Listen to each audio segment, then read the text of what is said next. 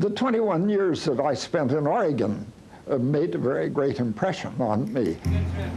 In the spring of 1991, Dr. Linus Pauling paid a visit to his alma mater, Oregon State University. Linus Pauling always enjoyed a party, no matter what age. He really enjoyed life. He enjoyed having a good time. A crowd of old friends and young students gathered round, eager to honor a great man on his 90th birthday. Pauling was a genius. He was certainly the most significant chemist that the United States has ever produced, perhaps the most significant chemist of the 20th century worldwide. By his early 20s, Pauling was unlocking the mysteries of the atom and the forces that bind them together.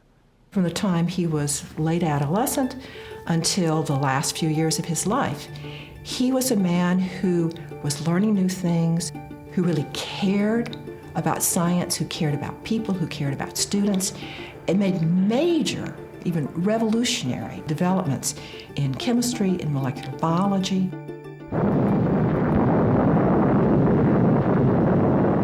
But the horrors of war would change Pauling's priorities forever.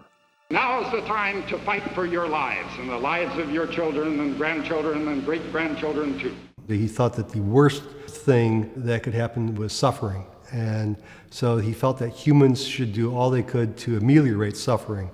During the height of the Cold War, Pauling and his wife, Ava Helen, challenged the world to stop the spread of nuclear weapons.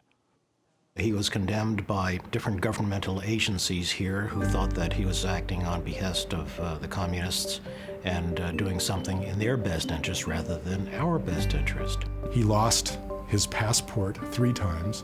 He had research grants revoked. He had his name dragged through the mud. He had death threats. And he became the only person in history to win 2 unshared Nobel Prizes.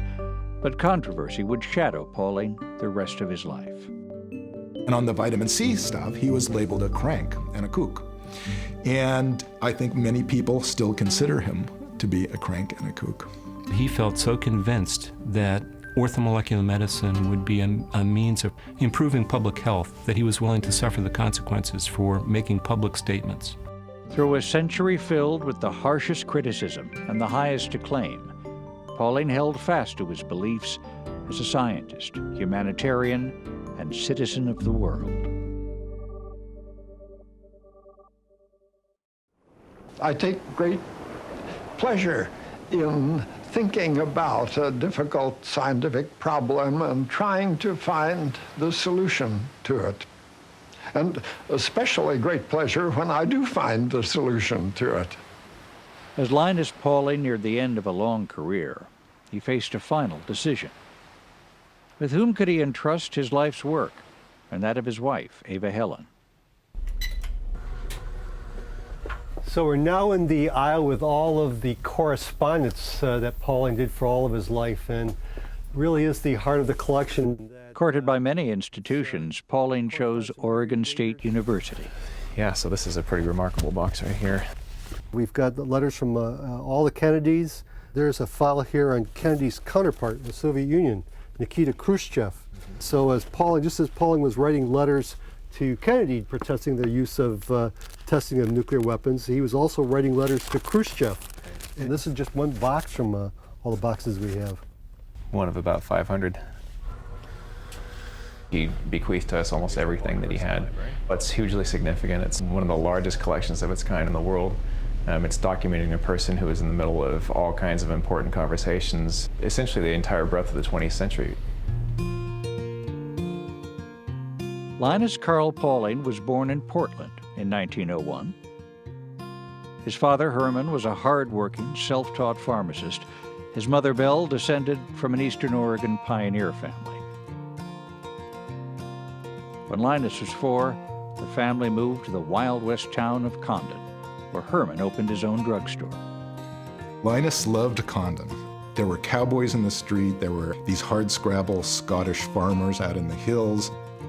There was a lot of open space, and Linus was free to explore. He learned to be self-reliant in Condon. He learned to be independent. He could function on his own. He could think for himself. His insatiable curiosity pulled him indoors too, revealing an intriguing new world.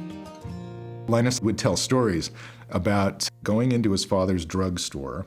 So there are these rows of glass jars along the walls that are filled with chemical substances and herbal substances, all with Latin names on them. And his father would mix and measure and pulverize and create medicines, actually help people feel better.